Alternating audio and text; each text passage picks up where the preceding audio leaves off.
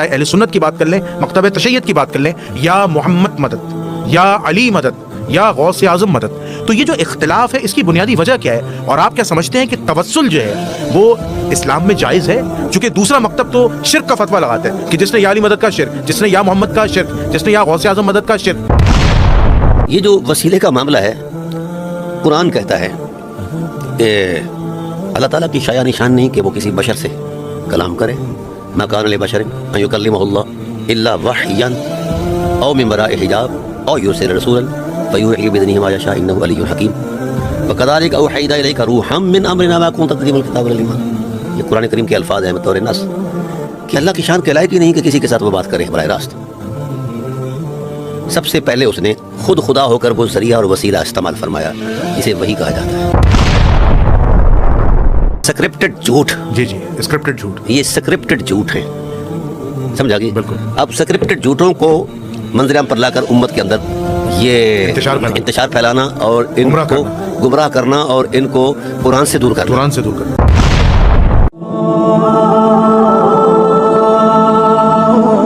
نحمده ونصلي ونسلم على رسوله الكريم اما بعد فاعوذ بالله من الشيطان الرجيم بسم الله الرحمن الرحيم اللهم صل على محمد وعلى ال محمد ولا حول ولا قوة الا بالله العلي العظيم. ناظرین سامعین، آپ کا میزبان جنید الرحمن حاضر خدمت ہے. ناظرین سامعین، جیسا کہ آپ لوگ جانتے ہیں کہ میں ہمیشہ کی طرح اپنے چینل پر مختلف مکاتب فکر کے علماء دین سے انٹرویوز کرتا رہتا ہوں اور اپنی اور عوام الناس کی اصلاح کے لیے اسلامی موضوعات پر گفتگو کرتا رہتا ہوں اور اسلامی موضوعات پر بات چیت علماء کے ذریعے کرواتا رہتا ہوں، اور ہمارا مقصد امت مسلمہ کی اصلاح ہے.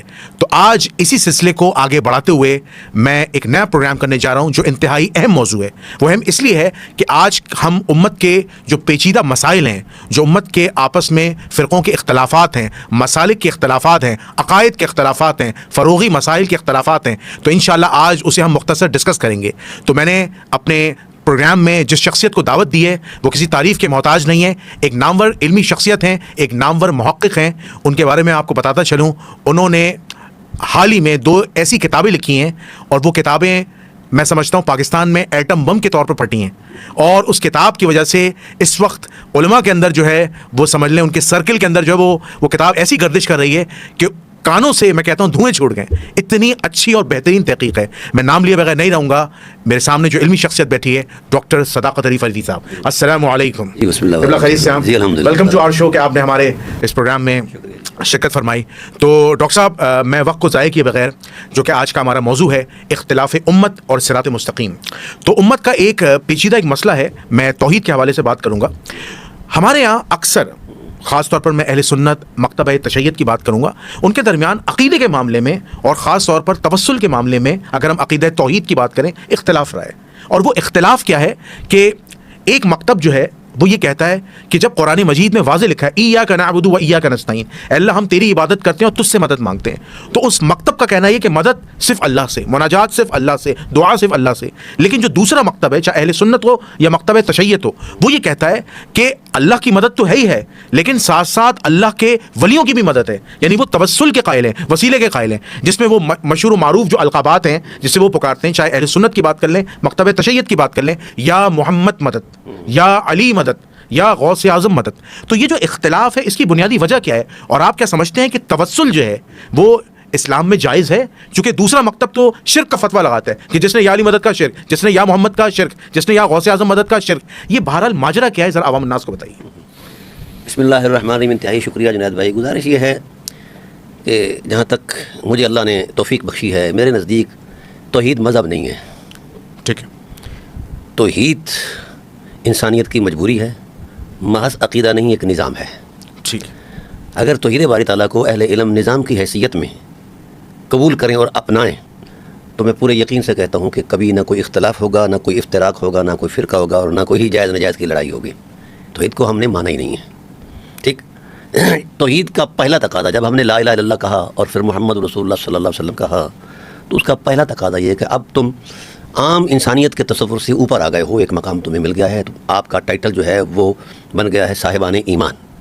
تو اللہ تعالیٰ نے ارشاد فرمایا کہ میری توحید کے بعد، یعنی رسالت کی روشنی میں جو توحید تم نے قبول کی، اس کے بعد سب سے پہلا جو تصور ہے، اللہ تعالیٰ ارشاد فرماتے ہیں کہ کل مومن اخوہ، جس کے اندر توحید ہے، اخوت اس کی فطرت ہونی چاہیے. جہاں اخوت ہے وہیں توحید ہے.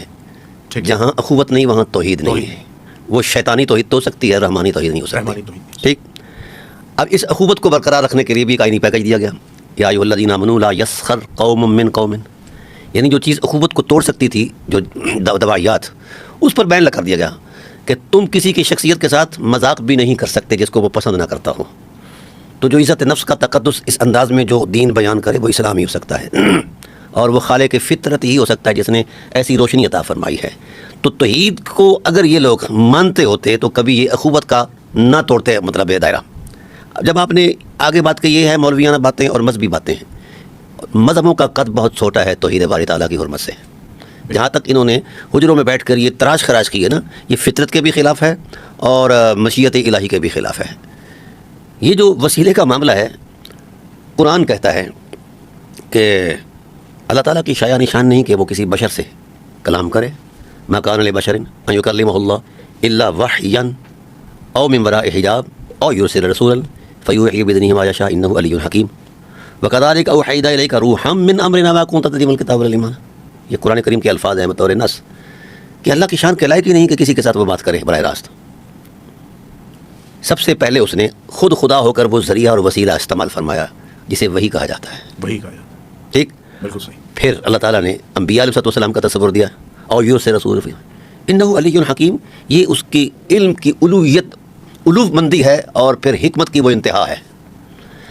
اب بولیے, تینوں چیزوں میں سے کوئی حقیقت بھی خدا نہیں ہے, تو خدا ان حقیقتوں کو خود استعمال کر رہا ہے. اب خدا پر بھی شرک کا فتویٰ لگے گا. رہا بندوں کا معاملہ, اصل میں جہاں یہ مولوی کا دماغ خراب ہوتا ہے جی جی, اس وقت یہ ذہنی عیاش ہو جاتا ہے. اس کو نہ دینی قدروں کا احترام رہتا ہے, نہ حرمت نصوص کا احترام رہتا ہے, اور نہ یہ خدا سے ڈرتا ہے, نہ یہ رسول سے ڈرتا ہے. اس وقت اس کے سامنے اس کا پیٹ ہوتا ہے. اب میں آپ سے گزارش کرنا چاہتا ہوں, کلام الہی جو ہے یہ حسن الوہیت ہے, اور حضور سید عالم صلی اللہ علیہ وسلم نے ارشاد فرمایا کہ کوئی شخص یہ چاہے کہ میں براہ راست اللہ کی ذات سے ہم کلام ہوں تو وہ کتاب الہی کی تلاوت کرے. تو ذریعہ آ گیا نا. بالکل. جہاں سے ان کا دماغ خراب ہوتا ہے کہ فلاں مددگار ہے, فلاں مددگار نہیں. جی جی, یا محمد مدد, یا علی مدد. اب اللہ تعالیٰ انہیں ہدایت دے. ویسے ان کے خمیر میں ہدایت تو نہیں ہے, تاہم اللہ تعالیٰ سے خیر کی امید رکھنی چاہیے. گزارش یہ ہے اس معاملے میں کہ جہاں من دون اللہ کا تصور دیتا ہے نا قرآن, وہ جاہلی دور کے بتوں کا تسلسل تھا, اور اس میں وہ بت پرستی تھی. اور قرآن کریم نے ان کو بیان کیا ہے کہ یار ان سے لو لگا بیٹھے ہو. اب تک ان کو یہ اندازہ ہی نہیں ہوا نصوص کی حرمت میں, مولویوں کو یہ جو شور شرابہ کرتے ہیں یا محمد پر یا علی پر, کہ من دون اللہ کون ہے اور اولیاء اللہ کون ہے. ٹھیک ہے. یہ دونوں عظمتیں جو ہیں یہ اس معاونت ہی کے لیے آئی ہیں, ان کا مقصود اور کچھ نہیں ہے. اور کچھ نہیں.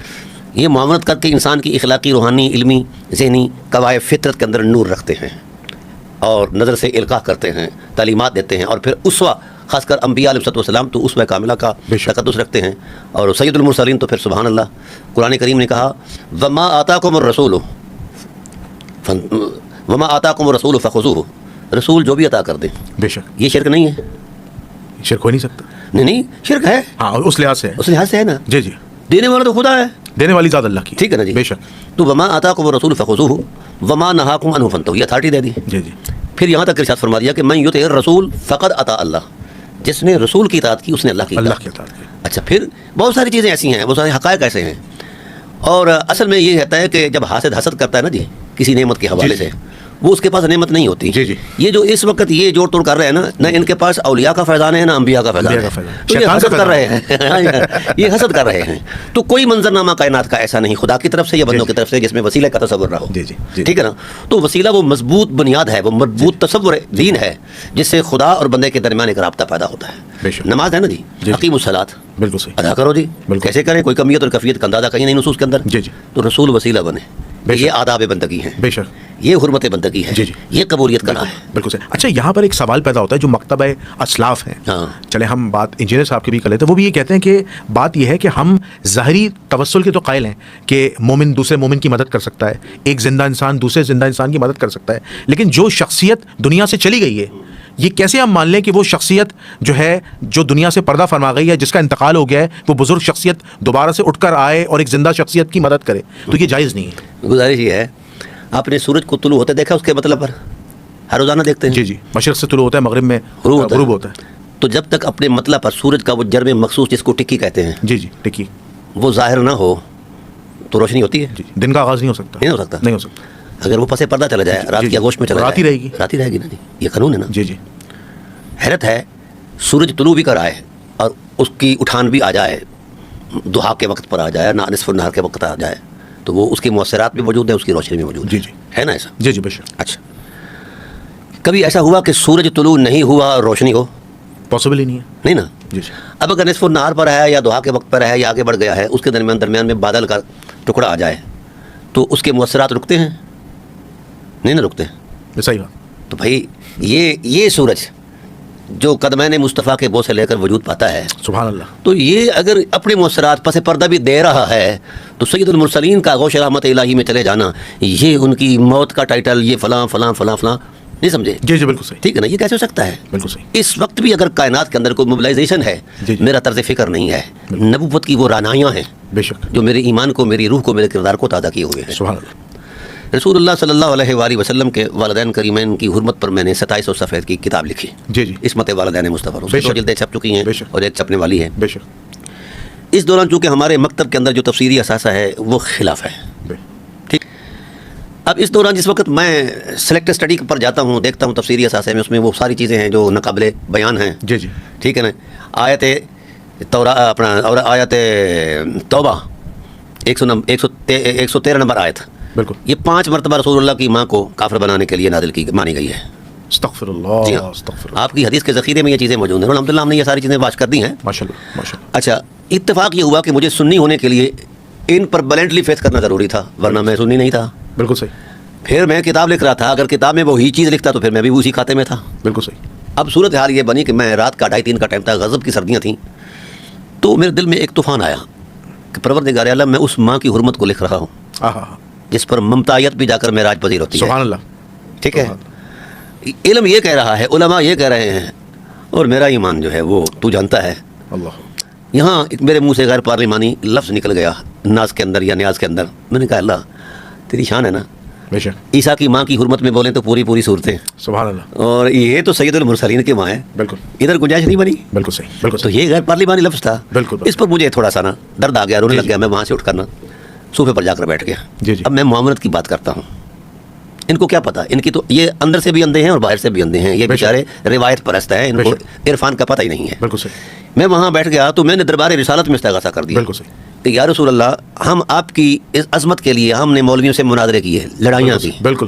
کہ آپ مشکل کشا ہو، حاجت روا ہو، فلاں ہو، جو کوئی ہمارا سنی مائنڈ سیٹ پر بریلوی ٹائٹل پر تھا، جی جی جی. ہم اس پر مناظرے کرتے آئے ہیں. جی جی. آج میں خود پھنس گیا ہوں. بالکل. اگر استدلال کرتا ہوں تو مذہب اہل سنت جاتا ہے، بالکل صحیح. نہیں کرتا میری کتاب جاتی ہے. بالکل صحیح. میری رہنمائی فرماؤ. آج میرے ایمان کا امتحان ہے اور آپ کی مشکل کشائی کا. بے شک. یہ میرا ذاتی چشمدید واقعہ ماشاء اللہ. ہے. ابھی اسی جستجو میں بیٹھا ہوں. جی جی. 10-12 لوگ میرے کمرے میں آ گئے، کمرہ بند ہے، اس کمرے میں آ گئے. بالکل صحیح. ٹھیک ہے. میں بیٹھا ہوں، یہ رو رہا ہوں. بالکل صحیح. تو ان کے ہاتھ میں ایک تشت ہے، بالکل.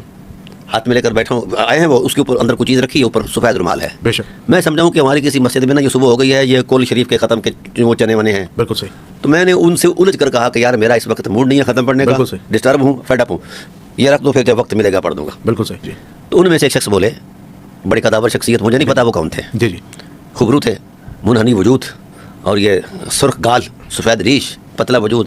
کہنے لگے کہ ہم دربار رسالت سے آئے ہیں، اور جناب نے فرمایا ہے کہ وہ خدا سے لڑ کر بیٹھ گیا ہے اور مجھ سے بھی اب لڑنے پر آمادہ ہے. تو اسے کہو کہ یہ استدلال کی اگر یہ صورت بن جائے تو مولوی بھی کچھ نہیں کہیں گے، جی جی. اور تیری کتاب بھی مکمل ہو جائے گی. میری کتاب ہے.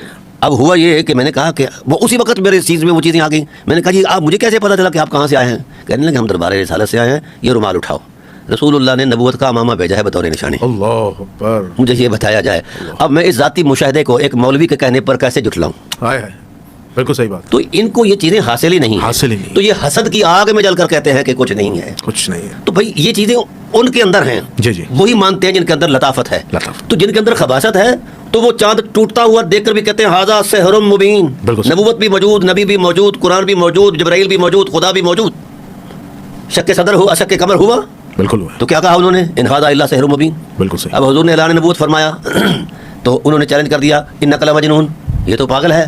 بالکل صحیح. آپ نے نبوت کی تائید میں قرآن سنایا، تو انہوں نے کہا ان ھذا الا اساطیر الاولین. بالکل صحیح. قرآن بھی چیلنج, نبوت بھی چیلنج اور معجزات بھی چیلنج. بالکل صحیح. اب اس پر جس چیز نے نبوت, قرآن اور اس کو بچایا, معجزات کی حرمت کو, وہ رسول اللہ صلی اللہ علیہ وسلم کا کردار تھا. فقط لبثت فیکم عمرا من قبل. پھر انہوں نے عزت کی, جو بات اہم آپ سے کرنے والا ہوں, انہیں کیا پتا, یہ شودے قسم کے مولوی ہیں, انہیں کیا پتا دین کیا ہوتا ہے. بے شک. اب ہوا یہ کہ انہوں نے کہا کہ مثل محمد مثل نخلۃ فی کبوۃ الارض فی کبائل الارض. محمد کی مثال تو ایسی ہے, یعنی حضور کی ذات پر تو وہ کوئی انگلی نہ اٹھا پائے. انہوں نے کہا کہ ان کی مثال تو ایسی ہے کہ جیسے کوڑے کرکٹ پر اگا ہوا کھجور کا پودا ہو. کوڑا کرکٹ کٹے نہیں ہوتا, اروڑی جیسے ہم کہتے ہیں پنجابی میں. یہ کھجور کا یہ تو خود صاف ہے, تناور ٹھیک ہے, لیکن اس کے ماں باپ جو ہیں وہ اس گڑبڑ, انہوں نے مطلب ان کے بارے میں ایک بات کہی تو اللہ کی غیرت جلال میں آئی. نبی کی ذات سے فرمایا کہ تیرا وجود تینوں حرمتوں کی طاقت ہے, لیکن تیری طاقت کیا ہے. لقد جاءکم رسول من انفسکم. سبحان اللہ. رسول ان نفوس سے آیا ہے جہاں نفاستیں ادب میں جھکی ہوئی ہیں. بے شک. تو بھائی یہ جو مذہبی جوڑ توڑ ہے یہ ملا کا ہے. اور ملا کے بارے میں رسول اللہ نے جو کلمات فرمایا ہیں بڑا خوبصورت ہے. آپ سے اصحاب نے پوچھا مشر یا رسول اللہ, شر کیا ہے؟ تو جناب نے فرمایا لا تسألونی عن الشر فاسألونی عن الخیر. شر نے پوچھو یار خیر, میں خیر کا رسول کہنے کہ یا رسول اللہ ہم شر کی شکل دیکھنا چاہتے ہیں. تو آپ نے ابلیس کا نام نہیں لیا, فرمایا ان اشر الشر العلماء. اللہ اکبر. کائنات کا بدترین شر ملا ہے. ملا ہے. شرار الخلق العلماء. بالکل صحیح. خدا کی کائنات میں بدترین مخلوق ملا ہے. یہ نبوت کے الفاظ ہیں. بالکل صحیح. لیم بالسنتہم وطعنا فی الدین. قرآن نے کہا کہ اہل علم پر ملا پر اللہ نے لعنت کی. تو حضور کہتے ہیں کہ پروردگار عالم میں علم تو وجہ فضیلت ہے اور تیری صفت ہے, تو عالم پر لعنت کرتے ہیں. کہا ہاں اس لیے کرتا ہوں کہ تجھے یہ محمد بن عبداللہ کے ٹائٹل پر دیکھتے ہیں, حالانکہ سر سے لے کر پاؤں تک تیرا سارا سراپا عین دین ہے. طعنا فی الدین, تیری ذات پر, یعنی دین پر انگشت نمائی کرتے ہیں. آج بھی جو ملوانے دین پر انگشت, حضور کے اختیارات پر انگشت نمائی کرتے ہیں, حضور کے کمالات پر, داد و دہج پر, عنایات پر, سخاوت پر, جتنے بھی آپ کی اوصاف حرمت اور عصمت ہیں اس پر جو انگشت نمائی کرتے ہیں, یہ اسی ملا ازم کا یہ تسلسل ہے. ان کے پاس دلیل کوئی نہیں ہے, اور انہیں آج تک یہ نہیں پتا کہ من دون اللہ کیا ہوتا ہے, رسول اللہ کیا ہوتا ہے. یہاں یہ ایک فقہ جعفریہ ہے ہمارے ہاں, ٹھیک ہے نا جی. عجیب بات یہ ہے کہ شیعوں نے ہمارے چاروں اماموں کو قبول کیا ہوا کہ یار ان کے امام ہیں, اور ہم ان کا ایک امام قبول نہیں کرتے. تلخ حقیقت ہے نا بھئی. ان چاروں کی تقلید کرو تو آپ مسلمان ہو, اگر اہل بیت رسول کی تقلید کرو تو آپ مسلمان نہیں ہو. اللہ اکبر. یہ وہ اہل بیت ہیں جن کے علم کی تصدیق نبوت کی زبان نے کی ہے. سبحان اللہ. جن کو ثقلین کا ٹائٹل ملا. ٹھیک. میں نے کئی مرتبہ کئی فورموں پر یہ بات کہی ہے کہ جب تک امت کسی نظام کے زیر اثر نہیں آتی, بالکل صحیح, اس وقت تک اس کی عبادت ممکن نہیں ہے. بالکل صحیح. ٹھیک ہے نا. بالکل صحیح. اور یہ کیسے ہو سکتا ہے کہ کوئی شخص موٹر سائیکل ایجاد کرتا ہے تو اس پر بھی وہ کتاب چلے کے دیتا ہے ہدایات کا, کہ دیر پا رکھنے کے لیے یا اس کو مضبوط اور اچھا رکھنے کے لیے ان ہدایات پر عمل کرو.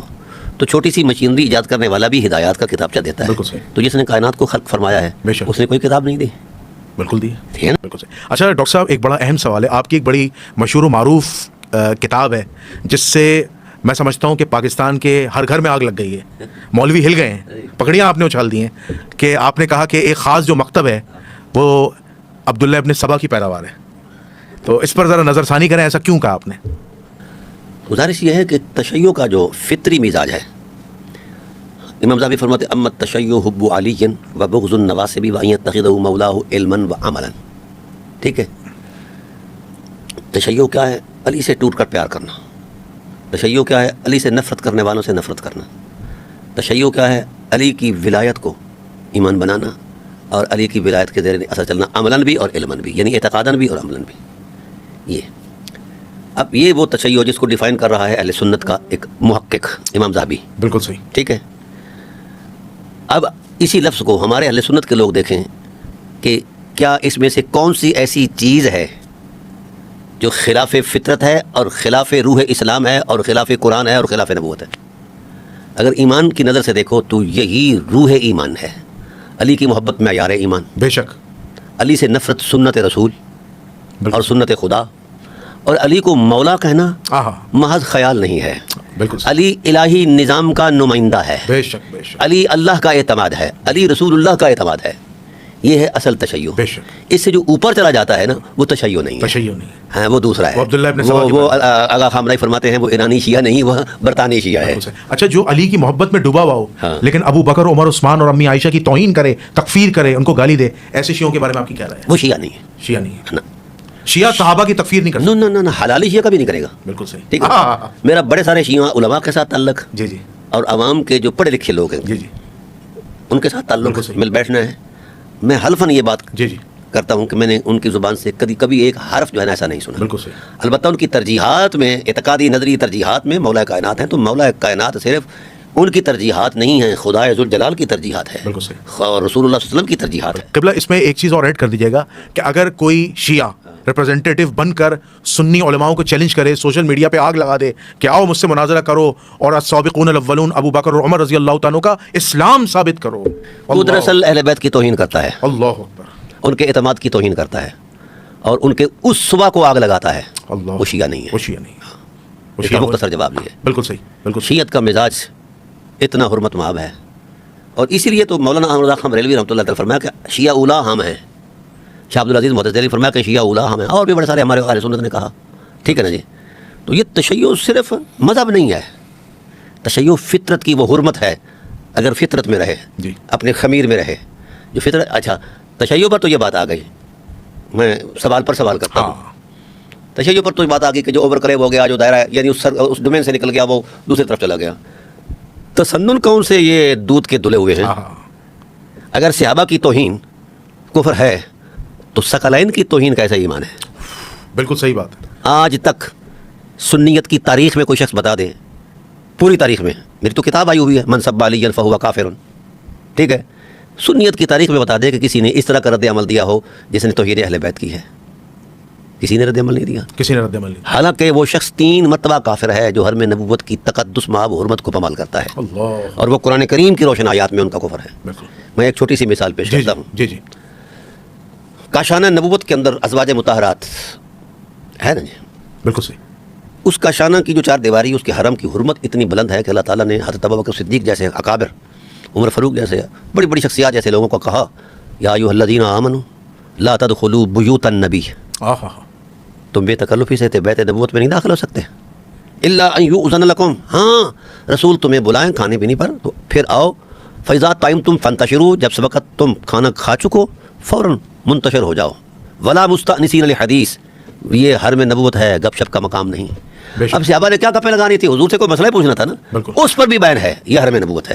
بے شک، ٹھیک ہے نا. ان ذالکم کان یؤذی النبی، میرے محبوب کے خانگی معاملات متاثر ہوں گے اور ان کے دل پر یہ گراں گزرے گی، اور یہ اذیت ہے. ان ذالکم کان یؤذی النبی، پھر فرمایا ان الذین یؤذون اللہ، جو اتنی بھی اذیت دے رسول کو، رسول کے گھر والوں کی بابت، تو وہ کون ہے؟